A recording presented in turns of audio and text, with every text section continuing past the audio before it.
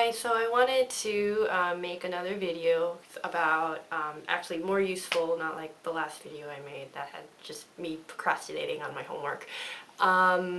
For the people who are interested in learning Japanese or are already learning Japanese. So the thing is that I am kind of, I guess, torn between starting at a very beginner level or starting at an intermediate level. And I'm just kind of wondering like what you think would be best.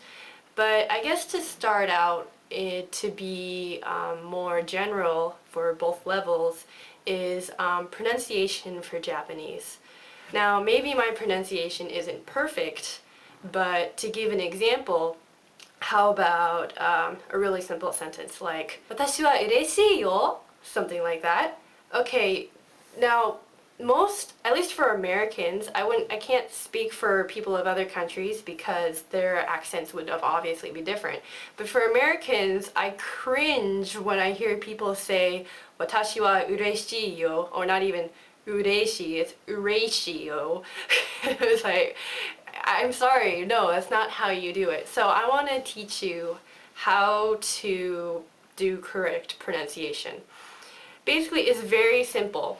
Number one rule, you don't have intonations, and Americans always have intonations. It's always like the second syllable or so that has like the little up, you know, the little stress on it. Japanese usually don't do that. There's some exception words like ame and ame to differentiate between candy and rain, or hashi and hashi, or hashi, you know, between bridge and edge, and you know, all that other, and chopsticks.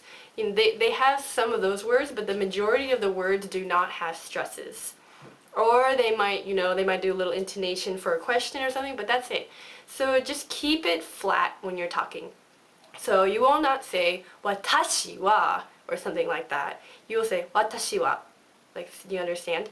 So also, another thing for intonation, or actually for pronunciation, Japanese, if you haven't noticed already, Japanese syllables or, you know, their words like a, I, u, e, o, those are very, very basic.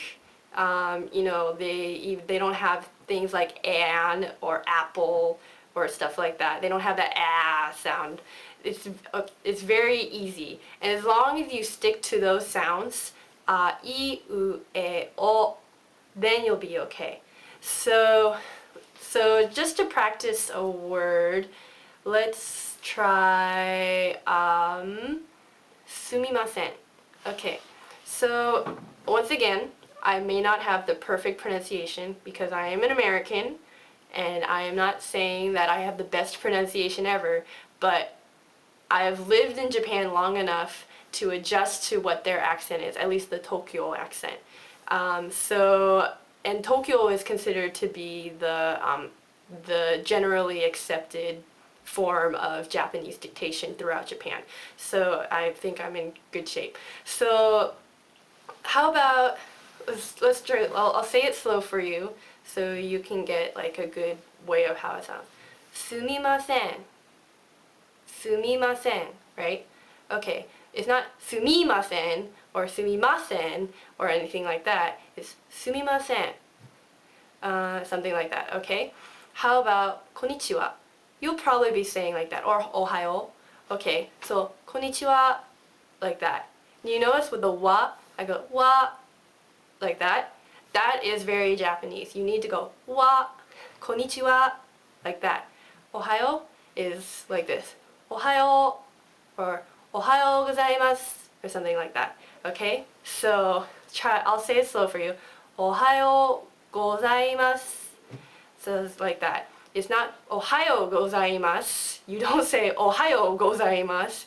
Even though you may look like a foreigner, you want to try to sound Japanese. So it's just pronunciation is very important. And now some people may debate, well, you know, I really want to keep my accent while I'm in Japan or while I'm speaking Japanese because it tells the Japanese people where I'm coming from, which country I come from, and it's very special and unique to me.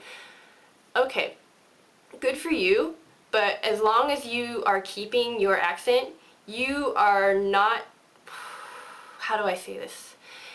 nicely, you will be even more of a foreigner and not as well respected and if you cannot get a Japanese accent. So if you have just a minor interest in Japanese, or if you're minoring in Japanese or something like that, then fine, keep your American accent, whatever. But if you're gonna major in Japanese and gonna work in Japan or do something with Japanese in your future, then you need to know the accent. You need to practice your accent. And the best way to do it is to either find a Japanese partner, or as in a person to talk with, and talk with them. And I know in America they're kind of hard to come by, and the Japanese ones are actually Americans like me, or go and study in Japan. That's the expensive option. The other option is to download a program that has a Japanese speaker featured on it. So, or buy a program like that. There's another option is you can download podcasts, and some podcasts teach you Japanese, and a lot of them feature Japanese speakers. And you need to listen very carefully to the way they say their syllables and stuff like that. Okay, now the most challenging ones for Americans, I think, for as far as pronunciation for kana, is probably the da-di-ru-de-ro, that one. So for me, the way I learned this might not how it worked for everyone, but the way that I learned this is for people who can roll their tongues.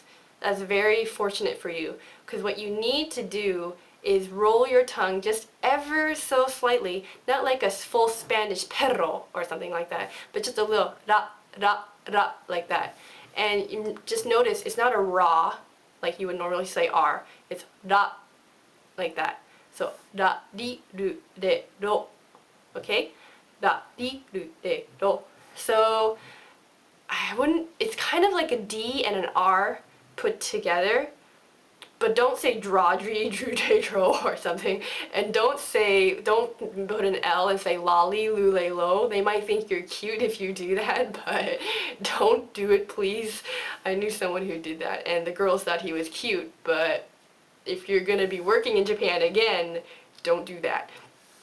Okay, so I think that's one really important thing while you're doing Japanese, is that you need to really work on your ra-ri-ru-de-ro and stuff like that. So another one is su, which is like we would spell S-U, and tsu, which is T-S-U. So su, you say normal su, and then the tsu is just a little bit shorter, and it's got a little itty bitty bit of a T in it, but barely notice it. It's just the way you say it, tsu, like that. So also when you have a word that has tsu in it, you need to say, like, for example, how about katsu?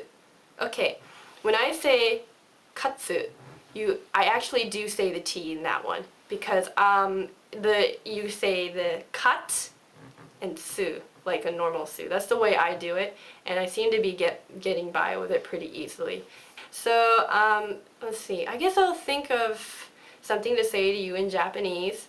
How about 今日は9時に起きました。そして10時に仕事がありました。Okay, that's a very, very simple sentence. So basically, if you didn't catch what I said, today I woke up at 9 o'clock. 今日は9時に起きました. Okay. Then I said at 10 o'clock I had work. 10時に仕事がありました. Okay, so those were my little examples, and I have to make this quick because I'm gonna run out of time. But thanks for watching, and I'll be back with some more stuff and leave what you want to hear. Bye!